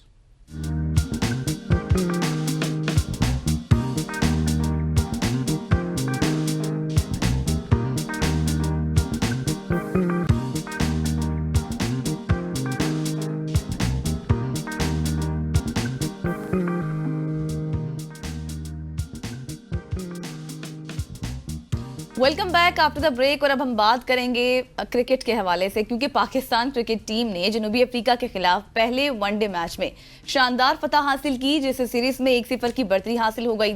आज होने वाले दूसरे वनडे मैच में पाकिस्तानी टीम की नजरें फतह को मजीद मुस्तहकम करने पर होंगी। इस वक्त पाकिस्तान के बैटर बाबर आजम बदस्तूर ICC की वनडे प्लेयर्स रैंकिंग में पहली पोजीशन पर बराजमान है, जबकि शाहीन शाह अफरीदी की बात करें तो वो दूसरे नंबर पर है। इसके अलावा ICC चैंपियंस ट्रॉफी 2024 के मैचेस के लिए जो चंद वेन्यूज, 2025 के वेन्यूज के जो चंद मैचेस हैं, उनमें तब्दीलियों का भी इम्कान है, जिनमें रावलपिंडी के मैचेस लाहौर और कराची मुंतकिल किए जाने की भी तवक्को की जा रही है, और फिर कुछ इजलास भी हो रहे हैं। इस मुतालिक भी आज हम अपनी सेगमेंट में बात करेंगे। बिल्कुल ऐसी आज के सेगमेंट में हम पहले तो साउथ अफ्रीका सीरीज के हवाले से बात करेंगे, फिर आज गवर्निंग बॉडी का इजलास हो रहा है उस हवाले से, फिर ICC का डेलीगेशन आ रहा है जिसने कजाफी स्टेडियम और कराची स्टेडियम का विजिट करना है, उस हवाले से बात करेंगे। आखिर में आज के बड़े खास मेहमान हैं, इनसे चैंपियंस ट्रॉफी की अंदर की खबर भी लेंगे। हमारे साथ मौजूद हैं senior sports journalist Shoaib Jatt साहब। जट साहब, थैंक यू जानिएगा। सबसे पहले हमने साउथ अफ्रीका में ODI सीरीज जितने में हमारी टीम कामयाब हुई है, पहला मैच हम जीत चुके हैं, लेकिन अनफॉर्चुनेटली कुछ नाम ऐसे हैं जिसमें बाबर आजम हैं, अब्दुल्ला शफीक हैं, रिजवान हैं, ये पै दर पै फेल हो रहे हैं, ये नहीं चल रहे, लेकिन जो नए नाम हैं वो हमें सपोर्ट कर रहे हैं। तो आज के मैच में आपको कुछ चेंजेस नजर आ रही हैं और क्या कुछ पाकिस्तान क्रिकेट टीम करने जा रही है? हसनैन, बहुत शुक्रिया आपका और गजल का। बात यह है कि पाकिस्तान टीम का अमूमन ये रहा है कि वो विनिंग कॉम्बिनेशन को जो है वो कंटिन्यू करता है। अब जो जिस ग्राउंड पे आज मैच होना है केप टाउन पे, वहां पे पाकिस्तान के स्टैट्स कुछ ज्यादा अच्छे नहीं है। पाकिस्तान ने 8 मैचेस वहां पे खेले हैं और उनमें से सिर्फ एक में कामयाबी हासिल की है, और जनूबी अफ्रीका 38 गालिबन मैच वहां खेले हैं और उनमें से 25 वो जीता हुआ है। और पाकिस्तान और जनूबी अफ्रीका के दरमियान जो 6 मैचेस हुए हैं उनमें से एक जो है वो पाकिस्तान ने जीता है, 5 जो है वो जनूबी अफ्रीका ने जीते हैं। तो स्टैट्स की अगर हम बात करें, हर मैच में स्टैट्स अलग हो जाते हैं, परफॉर्मेंस मैटर करती है। बट ये ग्राउंड जो है वो हाई स्कोरिंग गेम हुआ करता था, लेकिन रिसेंट पास में जब यहाँ पे मैचेस हो रहे हैं तो वहां पे एवरेज स्कोर अब 230-240 के दरमियान रहता है। और पाकिस्तान का भी एवरेज स्कोर जो है वो 230 के करीब रहा है, और पाकिस्तान का लोएस्ट स्कोर 198-197 ऐसे के करीब रहता है वहां पे ना। तो स्टैट्स को हम देखें तो पता चलता है जनूबी अफ्रीका बहुत भारी है, लेकिन पाकिस्तान टीम ने पहला मैच उसको शिकस्त दी हुई है, मोरल उसका हाई होगा। अगर वो सेम कॉम्बिनेशन के साथ जाएंगे तो मेरे ख्याल से ये अच्छा फैसला नहीं होगा, क्योंकि इस ग्राउंड में अगर हारिस रऊफ खेलेगा तो उसको अच्छी खासी पिटाई पड़ेगी। और जहां तक फेलियर की बात है तो बिल्कुल ये पूरे पाकिस्तान का नहीं, दुनिया क्रिकेट का कंसर्न है कि अगर आपका इतना बड़ा नाम बना दिया जाए और फिर आप परफॉर्म ना करें, तो चाहे वो कोहली हो चाहे वो बाबर हो, बल्ला उनका रन नहीं उगलेगा तो फिर लोग जो है उनको जो है वो उन पे सवालात उठाएंगे। और अब तो पूरी दुनिया को पता चल गया है कि बाबर आजम के लिए बड़े ईजी है, 5 फील्डर जैसे ही अंदर आते हैं तो बाबर आजम के हाथों भूल जाते हैं और वो विकेट गवा देते हैं। अच्छा शुएब, जैसे अभी आपने बाबर और का जिक्र कर ही दिया और बाकी खिलाड़ियों का भी, रिजवान भी हम देख रहे हैं उस तरह से फॉर्म में नहीं है, बाबर आउट ऑफ टच है, क्या फिर ऐसे ही चलता रहेगा? क्योंकि ये ऐसे नाम है जिनके ऊपर इन्हिसार किया जाता है मैच में। और दूसरी बात ये है कि फिर आगे चैंपियंस ट्रॉफी भी है, बेसिकली देखा जाए तो एक तैयारी ही है। अब बिल्कुल तैयारी तो है, लेकिन क्या हम अपने पत्ते सही खेल रहे हैं? गजल, इसका जवाब जो है वो कोई रॉकेट साइंस नहीं है समझने के लिए। इसका जवाब है कि हम अपने पत्ते सही नहीं खेल रहे। अगर एक खिलाड़ी परफॉर्म नहीं कर रहा, आप चलें, आप पे पाबंदियां हैं या आप किसी दबाव का शिकार हैं कि आप उसको ड्रॉप नहीं कर सकते स्क्वाड से, तो आप उसको एक आधा मैच बाहर तो बिठाएं ताकि उसका दिमाग रियलाइज करे, उसको समझ आए कि मैं क्या गलत कर रहा हूं।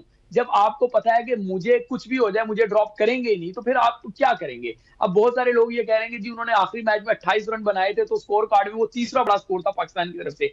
बाबर आजम का जो स्ट्रेचर है उस पर 28 रन नहीं चाहिए होते। जो सेंचुरी बनाई साइम अयूब ने, ऐसी ही सेंचुरी लोग बाबर आजम से तवक्को करते हैं। जो सलमान अली आगा ने इनिंग खेली मैच विनिंग, ऐसी ही तवक्को जो है मोहम्मद रिजवान से करते हैं। ये दोनों आपकी टीम के मेन पिलर हैं। अगर ये दोनों परफॉर्म नहीं करेंगे तो फिर पाकिस्तान का जनूबी अफ्रीका की सीरीज तो दूर, जो चैंपियंस ट्रॉफी है उसका भी जीतने का ख्वाब कैसे मुमकिन होगा? बिल्कुल ऐसी है। अच्छा, थोड़ा सा अब पीसीबी इजलास के हवाले से बात करते हैं। आज गवर्निंग बॉडी का इजलास था जिसमें जो पिछले इजलास के फैसले थे उसकी तौसीक की गई और फिर बताया गया कि मोहसिन नकवी की जानिब से जो चैंपियंस ट्रॉफी की पेशरफ्त है उस हवाले से आगाह किया गया। आज के इजलास में क्या कुछ हुआ, अंदरूनी कहानी तो बताइएगा। यार देखें, अगर तो मैं अंदरूनी कहानी बताऊं तो पाकिस्तान क्रिकेट बोर्ड की प्रेस रिलीज पढ़ के सुना देता हूं कि वहां पे क्या हुआ, लेकिन अभी जरा और थोड़ा सा इजलास आगे जाने दें, लोगों को बाहर निकलने दें, तो और बहुत सारी आपको खबरें दूंगा। लेकिन इब्तदाई बातें जो हैं वो बड़ी मजाका खेज हैं। चेयरमैन साहब जो हैं वो मीटिंग करते हैं और उस गवर्निंग बोर्ड के इजलास में, वहां तो मुझे लगता है सब पंजाबी का एक लफ्ज है कुग्गू कोड़े, जिसमें वो होता है कि सारे बस सुमुन बुकुन बैठे होते हैं जिनको कुछ समझ नहीं आ रही होती। जी सर, जी sir, yes sir, yes sir, ठंडे एसी के कमरे उठाओ, महंगी फ्लाइटें लेके आ जाओ, होटल में ठहरो, रात का क्याम करो, खाना खाओ और घरों को चले जाओ, सब अच्छा का राग लाते हुए। चेयरमैन ने उस मीटिंग में कहा कि जी पाकिस्तान का मौकफ जो है उसकी सबने तायीद की है आईसीसी में, और पाकिस्तान अपने मौकफ पे डट गया। इंडिया जो है वो ये तक कह रहा था कि हम आपको पैसे दे देते हैं, ज़र-तराफी दे देते हैं, रेवेन्यू दे देते हैं, और जो आपकी हमारी टीम वहां नहीं जा रही ताकि आपका खसारा हो, हमने उसको नहीं किया। हम अपने स्टांस पे डटे रहे और चैंपियंस ट्रॉफी को लेके सब कुछ अच्छा है, सब कुछ अच्छा चल रहा है। मुझे समझ नहीं आ रहा है कि ये सारे कुग्गू घोड़े जो हैं वो सारे यस सर करते रहे, तालियां पीटते रहे, वो सर क्यों नहीं किसी ने पीटा कि अगर सब कुछ अच्छा है तो चैंपियंस ट्रॉफी का अनाउंसमेंट क्यों नहीं हो रही? क्यों नहीं उसके शेड्यूल का अनाउंस हो रहा? हर गुजरते दिन के साथ आप इवेंट के करीब जाते जा रहे हैं और इवेंट के करीब जाने के बावजूद आपकी शेड्यूल का ऐलान ही नहीं हो रहा। और हाल ये है कि जिस तरह आपने अपने इंट्रो में बताया कि आज आईसीसी का एक वफद जो है वो नेशनल स्टेडियम कराची में जो है वो इंस्पेक्शन करेगा, फिर उसने कजाफी स्टेडियम की इंस्पेक्शन करनी है। इसका मतलब है कि आईसीसी आपके जो स्टेडियम वर्क चल रहा है अपग्रेडेशन का, उससे मुतमईन नहीं है कि वो उनका वफद आके खुद से चेक कर रहा है कि वाकई जो आप बता रहे हैं वैसा है या नहीं है, क्योंकि स्टेडियम आपने अपग्रेड किए थे। अब इवेंट सर पे खड़ा है, शेड्यूल का ऐलान होना है और अभी तक आपके स्टेडियम ही अपग्रेड नहीं हुए, अभी तक उनको फाइनल शेप ही नहीं मिली। तो क्या पता आने वाले दिनों में कोई एक नया तूफान, एक नया तनाजा खड़ा हो जाए। लेकिन आज इजलास में सब तालियां पीट के खाना खा के घर को जाएंगे और लंबी तान के सो जाएंगे। अच्छा शुएब, जैसे कि अभी आपने बात की है डेलीगेशन के हवाले से, तो जब हम इस तरह की चीजें हमें नजर आती हैं तो लगता है कि कुछ गड़बड़ है, क्योंकि इससे पहले जब डेलीगेशन का विजिट हुआ था तब तो यही खबरें आ रही थी कि सब लोग मुतमईन हैं, अपग्रेडेशन का काम जारी है, सब कुछ ऑल इज वेल है, सारा कुछ हो जाएगा। और गजल ये भी है कि शुएब साहब से ये भी हम पूछ लेते हैं इनकी मौजूदगी में कि बहुत सारी निजी महफिल में, निजी जो महफिलें हैं उनमें मोहसिन नकवी साहब ये बताते हुए भी कुछ लोगों को नजर आए कि चैंपियंस ट्रॉफी शायद हो सकता है सीरीज से पाकिस्तान में ही ना हो, तो अब उसी तरफ हम जा रहे हैं।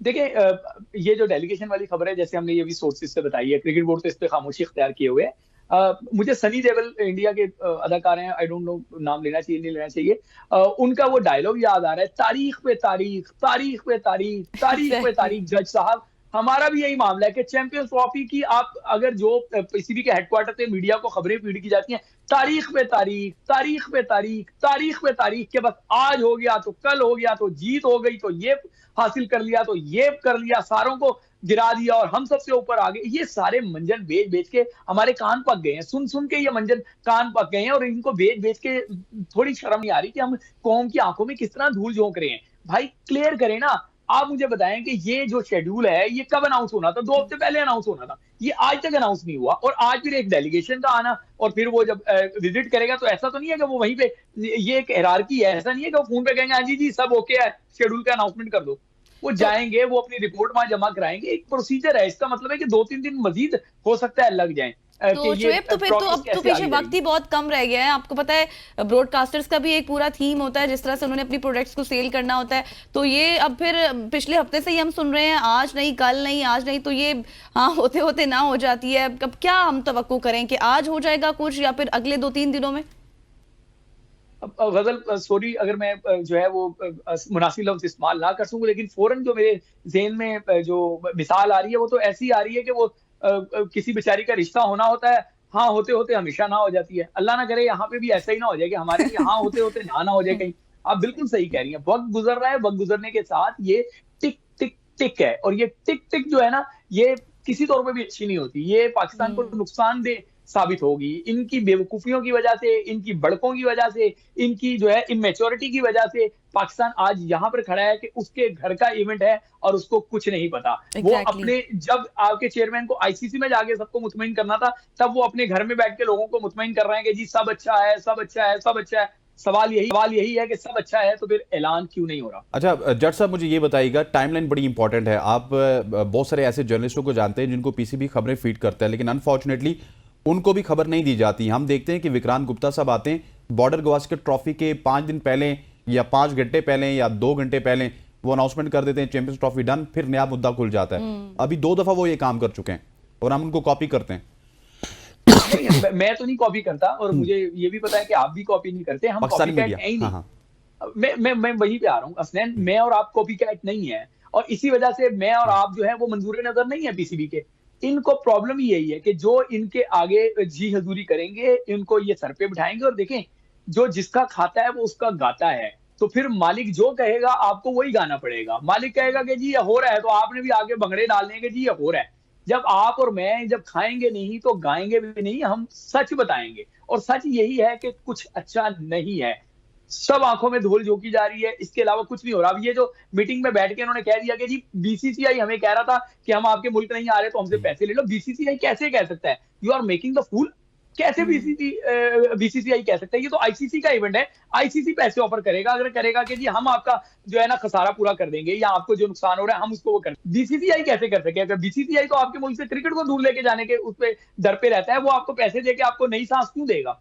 मुझे इनकी बातों में जो है वो झोल नजर आ रहा है। आई डोंट नो आने वाले दिनों में सारा जो है चीजें निकल आएंगी। अभी गवर्निंग बॉडी का इजलास खत्म होगा, फिर हमारे भी कुछ सोर्सेज हैं, कुछ हम उनसे भी पता करेंगे कि भाईजान ये तो ऑन कैमरा जो बातें हो गई, ऑफ कैमरा क्या हुई, जरा वो तो बताएं। क्योंकि तो फिर हम सूरत हाल बिल्कुल ही ऑपोजिट नजर आ रही है। जो ऑन कैमरा हम बातें करते हैं, ऑफ कैमरा बिल्कुल अलग थलग है। आखिर में बस आपसे ये पूछना चाहूंगी शोएब, ये बताइएगा कि जिस तरह से अब ये कुछ लूप होल्स हमें नजर आ रहे हैं इस तमाम तर सूरत हाल में, 2026 के हवाले से भी फिर पाकिस्तान क्या दबाव में आ जाएगा, इंडिया के भी, आईसीसी के भी, और फिर हमें जाना पड़ेगा खेलने वहीं पर? गजल उस पे तो बात करना ही बेवकूफी है। जितने ये इन्होंने मीडिया के जरिए खबरें चलवाई थी ना कि 3 साल का एग्रीमेंट हो रहा है, ये हो रहा है, वो हो रहा है, मैं आपको बता रहा हूँ कि 3 घंटे का भी आप एग्रीमेंट नहीं कर सकते, ठीक है ना। इंडिया इस टाइम माइटी ऑफ क्रिकेट है, सही है, तो उसने जो चाहना है वो ही करना है, जो वो कहेंगे वही होगा और आप वो मानने पे मजबूर होंगे। ठीक हो गया शोएब भाई, thank you so much for joining us. Senior sports journalist Shoaib Jatt साहब हमारे साथ मौजूद क्रिकेट के हवाले से, चैंपियंस ट्रॉफी के हवाले से हमें इनसाइट दे रहे थे। यहाँ पर वक्त हुआ चाहता है एक शॉर्ट सी कमर्शियल ब्रेक का, ब्रेक लेते हैं, वापस आते हैं, स्टे विद अस।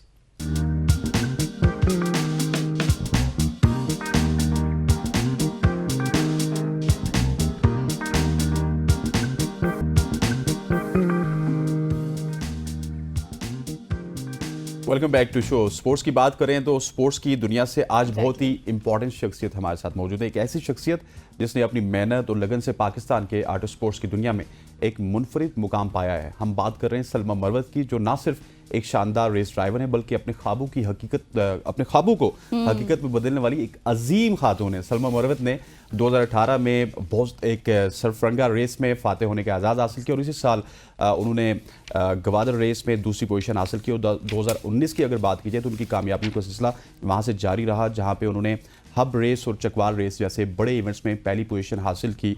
और कमाल की ड्राइवर भी हैं, रेसर भी हैं। एक तो होता है ड्राइवर, एक ड्राइवर की स्किल नजर आती है जब वो रेस कर रहा होता है, फिर उसे रेखी करनी होती है। She is master, you know. अच्छा, हाँ, मास्टर तो है, तो तभी तो हमारे पास है। उन्हीं से जान लेते हैं। Salma, how are you? Good to have you on the show. बहुत खुशी हुई आपको देखकर। सबसे पहले तो ये बताएं कि जिस तरह से हसनैन ने अपने इंट्रो में बताया कि इतना कुछ आप कर लेती हैं, इतनी टैलेंटेड हैं आप, जब इस तरह की खबरें हमारे सामने आते हैं हम स्पीचलेस हो जाते हैं। एक तो स्पोर्ट्स में फिर इस तरह औरतों का आगे आना और नंबर 1 आना, और फिर उसके बाद रेसर्स होना, बहुत कमाल और बड़ी बात है। जी, सबसे पहले तो मैं ये कहूँगी डिपेंड करता है आपके पैशन पे, आपका पैशन क्या है। मैं शुरू से ही गाड़ियों में, मुझे शौक़ था गाड़ियों का, रेसिंग का शौक़ था। फिर बाबा जो थे वो थोड़ा सा गाड़ियाँ वगैरह घर में उनको भी शौक़ था तो वो रखते थे, और मैं उनको देखती थी वो काफ़ी ना, ऐसे हम लोग जब गांव जाते थे तो भगाते थे वो गाड़ियाँ। अच्छा। तो ऐसे ही मेरा स्टार्ट भी हुआ कि मैंने कभी किसी से ना ड्राइविंग सीखी भी नहीं है। मैं जस्ट हम लोग मैनुअल ड्राइविंग वाले, ऑटो इज़ वेरी इजी, तो वो बाबा को मैं देखती रहती थी। तो मैं ना कि वो किस तरह चला रहे हैं, इस वक्त गियर शिफ्ट हो रहा है, किस टाइम क्लच दबा रहे हैं, किस तरह स्टार्ट कर रहे हैं, सब कुछ। इवन उनके साथ मैं गाड़ी के टायर चेंज करती थी, गाड़ी में कोई इशू होता था तो वो उनके साथ ही इंजन में मैं चेक करती थी। अच्छा बाबा बताएं यहाँ क्या हो रहा है, यहाँ क्या हो रहा है। तो इट डिपेंड्स कि आपका शौक क्या है। तो मेरा ये शौक था, पैशन था, बाकी अल्लाह ने हेल्प। मतलब आपने कोई खास ट्रेनिंग उस तरह नहीं ली, आपने देख कर ही ज़्यादा ट्रेनिंग हुई होगी? नहीं, ट्रेनिंग एक तो ये है कि यहाँ पे ट्रेनिंग का तो कोई ऐसा इंस्टीट्यूट भी नहीं है। और जो मैंने मतलब स्टार्ट की ड्राइविंग ही की थी, वो गाड़ी मैं हर जगह बताती हूँ, तो सबको पता लग गया होगा, छुप के गाड़ी निकालती थी मैं। अच्छा। हाँ, फिर एक दफा बाबा ने पकड़ लिया, कहते हैं कि मुझे रोज पता है कि तुम ये गाड़ी निकालते हो, मैं प्रॉपर सिखाता हूँ। नुकसान भी बहुत किया होगा। नहीं ऐसे नहीं। मतलब कि वो अगर छुपा के निकालती थी तो इसका मतलब ये गजल के पकड़ी नहीं गई, मैं नहीं पकड़ी गई। सलमा, इतनी ज्यादा रेसेस मैंने गिनवाई, मतलब अभी हमाद भी मुझे बता रहे थे एक लंबी फहरिस्त है आपकी रेसेस की, और किसी में आपने पहली पोजीशन हासिल की, किसी में आपने दूसरी पोजीशन हासिल की। एक तो हमारे लिए प्राउड होता है कि जब एक खातून पाकिस्तान में रह के इतनी ज्यादा अच्छा परफॉर्म करती है। आपकी सबसे फेवरेट रेस कौन सी थी? मुझे ना मुझसे बड़ा क्वेश्चन करते हैं लोग, फेवरेट रेस कौन सी है या टफ रेस कौन सी है। ये मतलब मैं आपको एक ही जगह, मुझे सारी पसंद है। अच्छा। लाइक हमारा पाकिस्तान इतना खूबसूरत है। मेरा टफ वाला ही था। अच्छा। हमारा पाकिस्तान इतना प्यारा है। और अच्छा, मुझे जो अट्रैक्ट करता है ना, वो मुझे डेजर्ट अट्रैक्ट करता है। अच्छा। जो उसकी सहरा की खूबसूरती है ना, वो बहुत अलग है। हमारी सारी रेसेस भी डेजर्ट में होती हैं, तो मुझे हर रेस पसंद है। और मुझे अगर आप वो टफ़ वाला, मैं आपको पहले से आंसर कर देती हूँ कि मुझे टफ़ अगर हो तो मैं रेस ही ना कर सकूँ। I love challenges. मतलब जितने चैलेंजेस होते और हैं। अब मैं आपसे यही सवाल करने लगी थी कि बहुत ज्यादा चैलेंजिंग भी होता होगा सर, आप जख्मी हो जाते हैं फिर आपको, लेकिन आपको देखकर और आपकी बातों से नहीं लगता जितनी आप कॉन्फिडेंट हैं कि आपको किसी चीज का डर भी होगा कि मैं जख्मी हो जाऊंगी या मुझे कुछ लगेगा। देखिए ये इजी नहीं है रैलीज करना, स्पेशली फॉर फीमेल। वो मैं इसलिए Exactly. कहूँगी क्योंकि इतनी दूर जगह पे जाना, अक्सर जगहों पे हम लोग को कैंपिंग करनी पड़ती है। फिर हम लोग जब प्रैक्टिस करने जाते हैं, सुबह निकलते हैं, शाम को वापस आते हैं, और पूरा टाइम हमारा डेजर्ट में होता है। एग्जैक्टली इसके लिए मतलब अगर आप कह रहे हैं कि चैलेंजिंग है, डिफ़िकल्ट है, बिल्कुल है। मुझे स्पेशली मतलब मैं जिम नहीं छोड़ सकती हूँ, मुझे अपनी डाइट का ख्याल रखना पड़ता है, तो ये सब चीज़ों को देखना तो है। अच्छा, बहुत सारे लोग पाकिस्तान में सलमा सिर्फ ड्राइवर ही हैं। गाड़ी थोड़ी सी ख़राब हो जाए तो उनको कोई पता नहीं होता कि कौन सा फ्यूज़ ख़राब है, क्या चीज़ ख़राब है। लेकिन आप जिस लेवल पे ड्राइविंग करती हैं तो कोई मैकेनिकली भी आप इक्विप्ड होती हैं, मतलब आपको नॉलेज होता है, आप ठीक कर सकती हैं? देखिए हमें होना पड़ता है क्योंकि हम लोग जब मतलब आप वैसे नॉर्मली तो आप कहें तो हमारी अपनी खैर वर्कशॉप है HPR, हम वहाँ चले जाते हैं, ईजी है भाई, गाड़ी ख़राब हो गई है वो हमें खुद भी पता होता है। लेकिन इन अ रैली लाइक आप ट्रैक पे जब होते हो तो आप जब डेजर्ट में जा रहे हो, आपको पहला पैच 100 किलोमीटर का, 100 किलोमीटर तक दूर तक कोई नहीं है। आपके अगर गाड़ी में कोई भी फॉल्ट आया तो आपको खुद उतर के आपका और आपका नेविगेटर वो खुद ठीक करेगा। तो हमें सारी गाड़ी की नो हाउ रखनी पड़ती है। मैकेनिक भी अच्छा, हैं। मैं भी यही कहने लगी थी। अच्छा, देखिए आपको अपनी देखिए इट्स अबाउट लाइक अगर आपके पास कोई पेट भी है, आप उसको जानते हो, आपसे बेहतर कोई नहीं Exactly, जानेगा। ऐसे ही सबसे है। पहले आप जानोगे। इसी तरह जिस चीज़ से आपको प्यार है, हमें अपनी गाड़ियों से प्यार है, हमारा शौक भी है, तो हमें उसकी लाइक सारी चीज़ों का पता होगा, तो उसके बाद ही हम उस फील्ड में आगे जा सकते हैं, चाहे वो किसी भी किस्म की हो। ऐसा ही है। अच्छा सलमा, हम ना इस फोरम से बहुत से लोगों को, बहुत सी नौजवान लड़कियों को इनकरेज करते हैं कि गेट इनटू थिंग्स, उस चीज़ों में आए जो उन्होंने कभी नहीं की या फिर होनी चाहिए। और फिर इस तरह से जिस तरह हम खवातीन को देखते हैं आगे आते हुए, जिस तरह आप अपने सफ़र का बता रही हैं, जिस तरह से आप अपनी चैलेंजिंग सिचुएशन का बता रही हैं, टेल अस के किस तरह से आपकी पर्सनैलिटी डेवलप हुई इस सूरत हाल में आकर, एज अ वुमेन आपको किस तरह से हेल्प हुई, आप किस तरह से चेंजिंग जो है आपने फील की कि मेरे अंदर ये चेंज आया है? देखिए चेंज मैं कहती हूँ इस फील्ड में आने का तो ये है कि सबसे पहले आपको आपके दिल में खौफ नहीं होना चाहिए। हम पठान दलेर। हाँ, दलेर होना चाहिए। बाकी भी अब काफ़ी लड़कियां आई हैं। चेंज इसमें गुस्से में कंट्रोल आ जाता है, क्योंकि ऑन अ ट्रैक आप जिस माइंडसेट से जा रहे हो आपको एंड भी वही करना है। तो मैं एक मतलब मेरे गुस्से में थोड़ी कम है, मैं इतना गुस्सा करती हूँ तो फिर बस बहुत ज़्यादा करती हूँ, ठीक है, वरना मैं नहीं करती, लाइक खामोश हो जाती हूँ।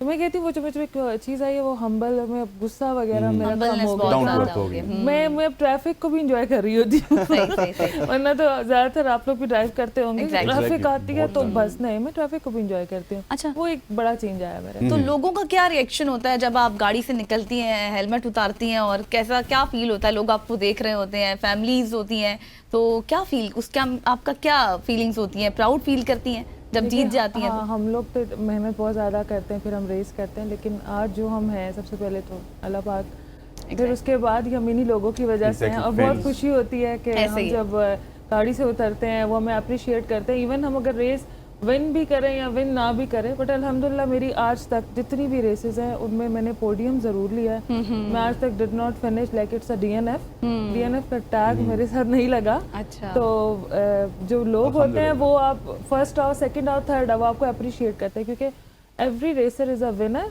जो कि ट्रैक कंप्लीट करता है। ये उतनी डिफिकल्ट रेस है ना, इतना मतलब मुश्किल से अगर वो कंप्लीट करे मेरे लिए तो वो विनर है। इसी तरह लोग भी उसको बहुत अप्रिशिएट करते हैं। बिल्कुल ऐसी। अच्छा सलमा, अगर स्टार्ट किया जाए अब आपकी रेसिंग का, तो आपने एक रेस करनी है, डेफिनेटली उसमें बहुत सारे प्रोसीजर्स होते हैं, लेकिन हमें जब हम सुनते हैं, देखते हैं, तो उसमें रैकी भी होती है, पहले जाके उस ट्रैक को देखना पड़ता है। What is the exact procedure? मतलब एक रेस स्टार्ट हो रही है इस्लामाबाद में, अपारा में, जहाँ पे आप बैठी हैं, तो क्या प्रोसीजर होता है? एक रेसर किस तरह उस रेस को लेता है? क्या क्या स्टेप्स होते हैं उस रेस के पीछे?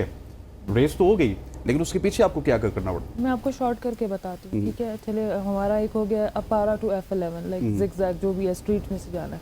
सबसे पहले तो हम अपनी टीम को बिठाएंगे, ठीक है? टीम बिठाया, who is the mechanic, who is the navigator, और ट्रैक की स्टार्टिंग एंड पे कौन होगा, वो सारा हम करके फिर हम जाते हैं अपनी गाड़ी की तरफ। फिर गाड़ी प्रिपेयर करते हैं, जो कि सबसे टफ मरहला है मेरे ख्याल से, क्योंकि गाड़ी बिल्कुल आपकी 100% फिट होनी चाहिए। फिर उसके बाद हम लोग मतलब कि फॉर एग्जांपल अगर हम बाहर से आ रहे हैं इस्लामाबाद, हम लोग यहाँ आएंगे, फिर हम यहाँ पे एक दिन हमें पूरे ट्रैक पे लाइक उसकी रेकी करनी है, नॉर्मल रेकी, जस्ट मैप बनाना है। हमारे पास अपने आईपैड्स होते हैं, उसमें हम मैप बनाते हैं। जब वो मैप बन जाते हैं फिर सेकेंड डे हम फिर जाते हैं, हम थोड़ी सी रेकी फास्ट करते हैं, फिर सारे टर्न जितने भी होते हैं वो 100 मीटर, ये डिपेंड्स करता है कि कौन कॉशन कितनी जल्दी लेता है और कौन कॉशन देर से लेता है, वो डिपेंड करता है हर रेसर पे। हम वो कॉशन सारे लिखते हैं क्योंकि हम लोग इतने फास्ट आ रहे होते हैं कि वो एकदम से टर्न्स आते हैं, एकदम से बम्प्स आते हैं, उनसे बचाने के लिए गाड़ी को हम वो कॉशंस लेते हैं। तो वो सबसे मेन चीज़ होती है रेकी, क्योंकि हम सुबह जाते हैं यहाँ तो इस्लामाबाद टू इस्लामाबाद में आप आ रहा है 11 इज़ वेरी इजी, बट वहाँ पे 200 किलोमीटर 250 एंड 100, तो हम सुबह निकलते हैं और लाइक हमें एक एक टर्न के लिए दोबारा रिवर्स जाना पड़ता है। अच्छा ये इस पेस पे लेकर आना है, इसमें इतनी स्पीड होनी चाहिए, तो वो सबसे मेन चीज़ है। और लास्ट में ये पूछूंगा आपसे कि जिस तरह आपने रेकी का जिक्र किया, उसमें आपने अपनी टीम का जिक्र किया।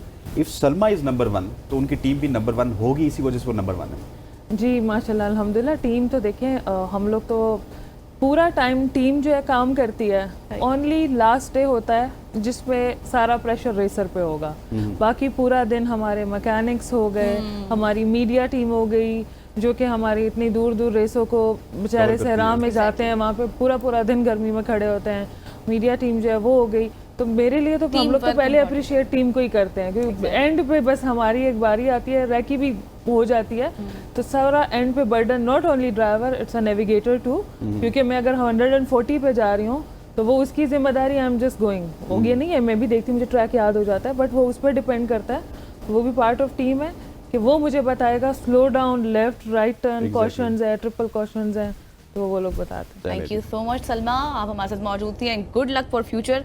बहुत मजा आ रहा था। आप लोग आने वाले बने, अभी आ रही है हमारी, नहीं TDCT चोलिस्तान रैली आ रही है इस वक्त, और क्या कहते हैं आप लोग आए जरूर, आप तो एंजॉय करेंगे। It's like Asia's biggest rally और पाकिस्तान की भी बिगेस्ट रैली है। इंशाल्लाह हम आएंगे और हम आपकी कामयाबी को अपनी आंखों से देखना चाहते हैं। देखिए मैंने तो बहुत मेहनत की है लाइक ऑन अ मीडिया कि हमारी रैलीज को कवर किया जाए, क्योंकि बाकी सारे स्पोर्ट्स को कवर किया जाता है, हमारी रैली उस तरह कवर नहीं होती। आप अगर इंटरनेशनली देखें तो उनको प्रॉपर हेलीकॉप्टर्स हैं, मीडिया टीम्स लाइक बैठी हुई हैं, हम लोग अपनी मीडिया टीम लेके जाते हैं और सोशल मीडिया पे दिखा रहे थे, बट आई थिंक गवर्नमेंट को जो है थोड़ा सा हमें सपोर्ट करना चाहिए। सही हो गया। थैंक यू सलमा, आप हमारे साथ मौजूद थी, अपना एक्सपीरियंस शेयर कर रही थी, बहुत ज़बरदस्त सेगमेंट था, बहुत मज़ा आया, यकीनी तौर पर आपको भी मज़ा आया होगा। यहाँ पर हमारा वक्त हुआ एक ब्रेक का, विल बी राइट बैक सून।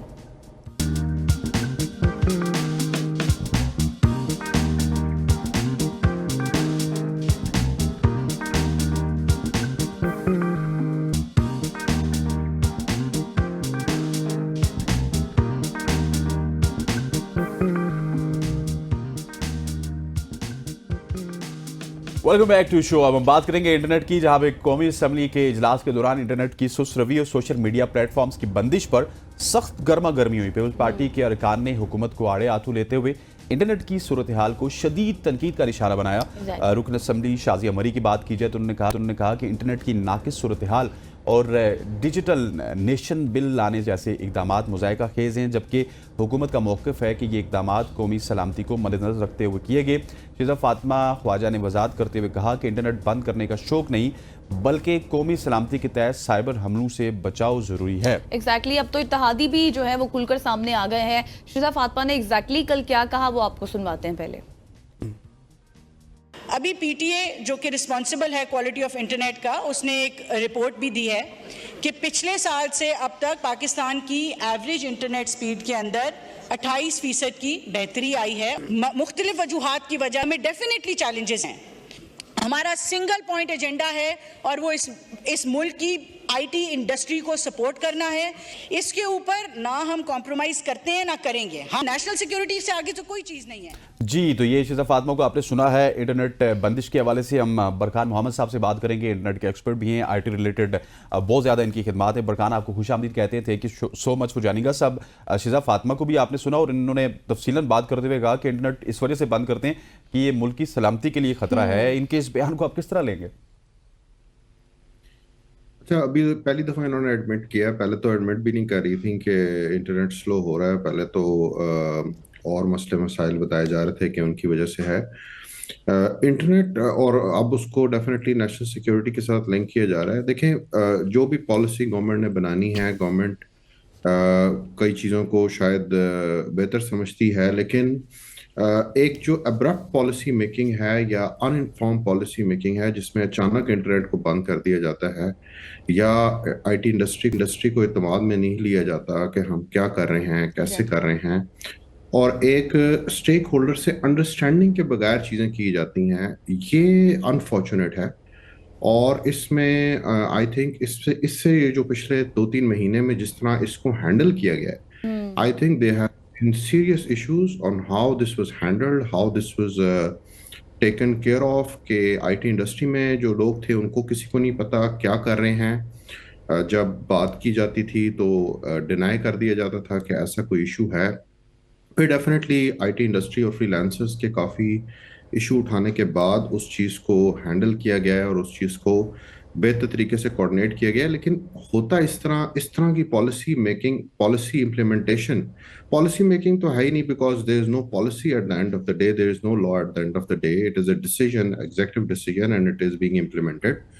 तो इस तरह की डिसीजन मेकिंग से फिर ये होता है कि फिर आपके जो स्टेक होल्डर्स हैं उनके अंदर एक एतमाद की कमी हो जाती है और वो इनसिक्योर हो जाते हैं अपने फ्यूचर के बारे में कि आया ये अगर किसी भी वक्त without any law, without any policy decision हो सकता है, तो क्या हम वो कंपनीज जो अपने बैक एंड ऑपरेशंस पाकिस्तान में रन कर रही हैं या वो फ्रीलांसर्स जो पाकिस्तान में अपने ऑपरेशंस रन कर रहे हैं, वो कहते हैं कि क्या हमारा यहाँ पे फ्यूचर है। जबकि इस वक्त दुनिया में फ्रीलांसर्स को स्पेशली और रिमोट वर्कर जो हमारा एम्प्लॉय है, आईटी कंपनीज का एम्प्लॉय है, पूरी दुनिया उनको अट्रैक्ट कर रही है for better tax incentives and visa incentives, कि आप हमारे मुल्क में आए, हमारे मुल्क में डॉलर्स लेके आए, यहाँ से काम करें।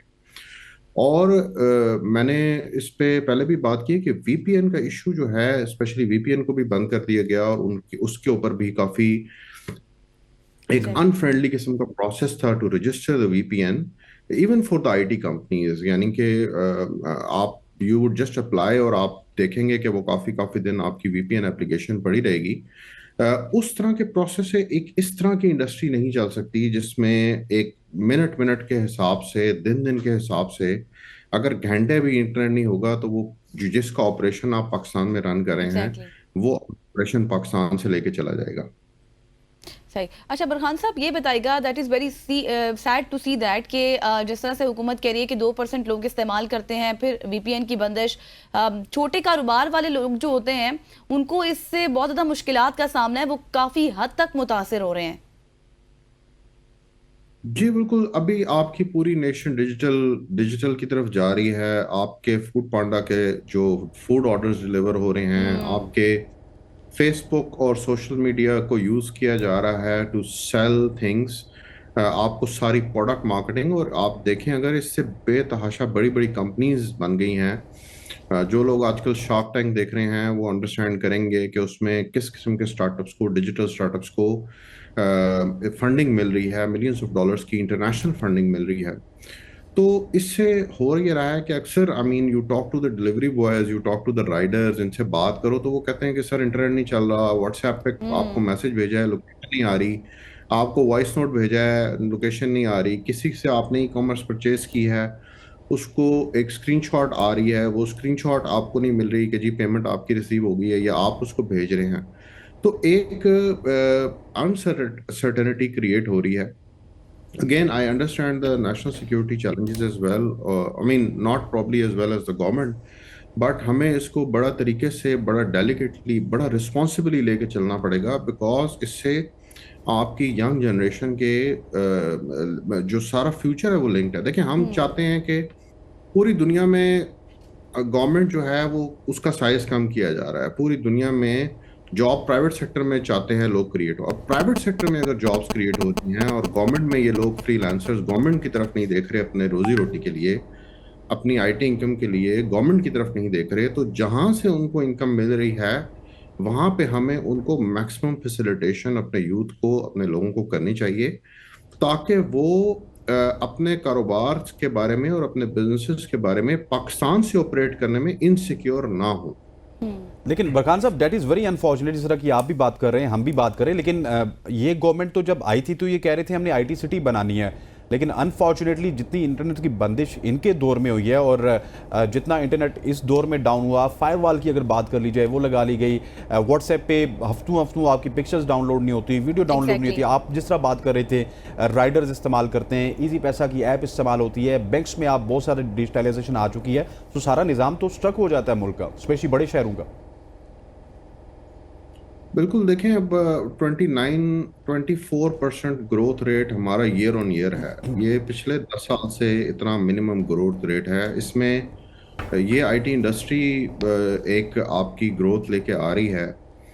अब गवर्नमेंट जो भी आए उसकी पॉलिसी ये होनी चाहिए कि हम इस 24% ग्रोथ रेट को 40% 30% पे कैसे लेके जाएं। अनफॉर्चुनेटली हमारे ट्रेंड है कि वो हर साल हर गवर्नमेंट उसको क्लेम कर लेती है कि नहीं जी ये तो हमारी वजह से हो रहा है, हम इसको इंक्रीज कर रहे हैं। आईटी सिटीज डेफिनेटली अभी बहुत सारी अनाउंस की जा रही हैं, उस पर बहुत सारा काम हो रहा है। वो कब बनेंगी, कैसे बनेंगी, वो सारा एक पाइपलाइन में है चीज़ें, और डेफिनेटली गवर्नमेंट अपने एंड से कुछ ना कुछ चीज़ें कर रही होती हैं। लेकिन मैं ये समझूंगा कि अगर मैं ये कहूँगा कि अगर $15 बिलियन का गवर्नमेंट ने टारगेट रखा हुआ है और $25 बिलियन का टारगेट रखा हुआ है, तो मैं बस उन टारगेट्स को सुनता हूँ और इग्नोर कर देता हूँ, because on the ground I don't see any policy implementation as such जिसमें जहाँ पे आप कहें कि जी ये ऐसी पॉलिसी इम्प्लीमेंट हो गई है कि ये, और पॉलिसी की एग्जीक्यूशन में डेफिनेटली अगर आप इस लेवल की एग्जीक्यूशन कर रहे हैं जहाँ पे आप एक स्टेप आगे लेते हैं और 2 स्टेप पीछे लेते हैं, तो then I am sorry to say कि ये $15 बिलियन का टारगेट ये सिर्फ एक सियासी एक बात है कि जी हम कर लेंगे। इसमें डेफिनेटली आपकी आईटी इंडस्ट्री जो है, और डेफिनेटली आईटी इंडस्ट्री अब हर बंदा डिजिटल की तरफ से जा रहा है और हर बंदा डॉलर बेस्ड इनकम करना चाह रहा है। ये आपकी फैमिलीज में चली गई है ये मूवमेंट, तो वो ग्रोथ तो आनी ही आनी है। सो वहाँ पे गवर्नमेंट का काम है कि पॉलिसी मेकिंग और इनिशिएटिव कि हमारा स्किल डेवलपमेंट का क्या है, हमने इन बच्चों को कैसे ट्रेन करना है। आपकी यूनिवर्सिटीज़ क्या, वो आपकी यूनिवर्सिटीज़ ऑलमोस्ट ट्यूशन सेंटर बनती जा रही हैं जहाँ पे आप जो हैं बच्चों को बस एक हजार बच्चा आप रखी जा रहे हैं, और आप किसी एआई के डिपार्टमेंट में जाएं तो वहाँ पे एआई का प्रोफेसर ही नहीं होता, right. So this is the level of your skill development that is happening in the country. तो आप कैसे, I mean if I am unsecure कि मैं अपने बच्चों को यहाँ पे किसी टेक्नोलॉजी की यूनिवर्सिटी में डालूं और वो एआई सीख ले, तो even I am as former chairman Pasha, I am even not confident, right? These are the point of concerns कि आपको एक responsible और एक ऐसी पॉलिसी मेकिंग करनी पड़ेगी जो कि एक अच्छा बरहान साहब, जिस तरह से आपने इन डिटेल इस सारी सूरत हाल के हवाले से हमें बताया कि आपको इन ग्राउंड कोई पॉलिसीज नज़र नहीं आ रही है, अब आप ये बताएं कि हमने बाकायदा तौर पर ये एस्टिमेशन भी देखी थी जो कि सामने आई थी कि अगर सिर्फ 2 दिन इंटरनेट बंद होता है तो कितना ज़्यादा नुकसान होता है। अब इंटरनेशनली इसको किस तरह से लिया जा रहा है, क्योंकि ज़ाहिर है जो भी इन्वेस्टर्स हैं वो इन्वेस्ट करने से पहले ये सोचते हैं कि यहाँ पे तो रिस्की काम है, हम तो कुछ भी नहीं कर सकते। दूसरा, अब हुकूमत ये कह रही है कि 2025 तक जो है वो हम 5G लेकर आएंगे। 4G सही चलता नहीं है, 5G कैसे आ जाएगा? 10 दिन बाद 2025 है। वो आप लोग जो हैं वो जर्नलिस्ट हैं, आप लोगों को ये सारी बातें हमसे ज़्यादा बेहतर समझ आती हैं कि ये 5G और ये सारा कुछ ये क्या है। बेसिकली आईटी इंडस्ट्री का तो चलेंगे है कि अभी इन्होंने वाइट लिस्टिंग करके और आईटी कंपनीज को एक